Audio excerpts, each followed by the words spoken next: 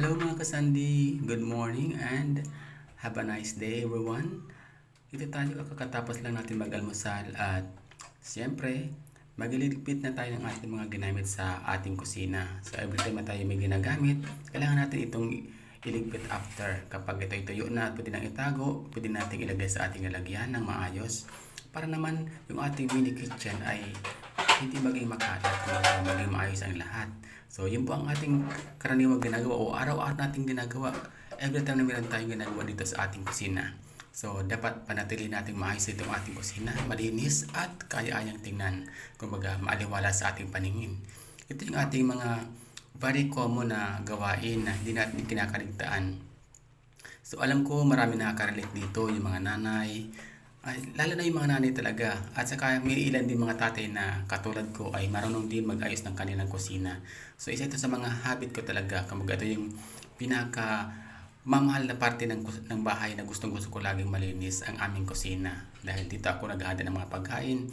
Kapag malinis ang ating kusina, siguradong malinis ang ating mga pagkain inihanda para sa ating mga mahal sa buhay. So yun po ang ating mga practices, common practices. So after nyo na maghugas tayo dyan, kailangan natin patuyuin ang ating lababo, punasan yan.